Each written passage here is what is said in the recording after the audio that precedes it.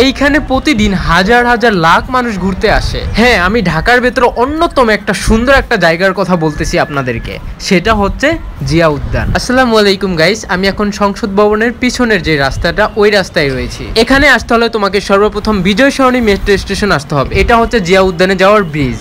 এই ব্রিজের নিচে রয়েছে বিশাল বড় এক ঝিল, আর এই ঝিলে সবাই মিলে গোসলও করতেছে, দেখতেই পাচ্ছেন। আর ঝিলের দুই পাশে কত সুন্দর একটা পরিবেশ। আপনি আপনার ফ্যামিলি নিয়েও বসতে পারবেন, প্রেমিক প্রেমিকাও নিয়ে বসতে পারবেন, ফ্রেন্ডদেরকে নিয়েও বসতে পারবেন, এভরিথিং সবার জন্যই। সত্যি বলতে কি, এই ঝিলপাড়টা আমার কাছে খুব অসাধারণ লাগে, গাছের জন্য বিশেষ করে। শুধু ভোলা জেলা নয়, আমি আপনাদের সাথে তুলে ধরতে চাই পুরো বাংলাদেশের সৌন্দর্য। ওকে, তাহলে এবার ব্রিজটা পার হওয়া যাক। দূর থেকে বুঝতে পারতেছি মনে হচ্ছে এখানে টিকটকাররা। দেখি তাদের কাহিনীটা একটু, আর দেখি একটু আপনারা একটু হাসেন।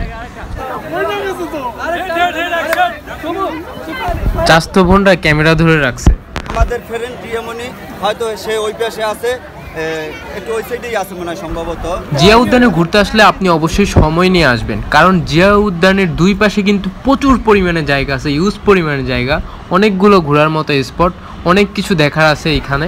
এটা ঘুরে শেষ করতে হলে অবশ্যই আপনাকে হাতে 3 থেকে 4 ঘন্টা সময় নিয়ে আসতে হবে। এটা হচ্ছে জিয়াউর রহমানের কবরস্থান মেবি। ধোঁয়ার সাথে চানাচুর, বিষয়টা খুবই সুন্দর দেখতে। এইখানে দেখেন রাতের বেলা হাজার হাজার মানুষ, ভাই মানে বললাম না, জায়গাটা খুবই সুন্দর। যদি ঢাকায় আসেন আপনি অবশ্যই এখানে আসবেন, মনে রাখবেন বিজয় সরণি মেট্রো স্টেশন।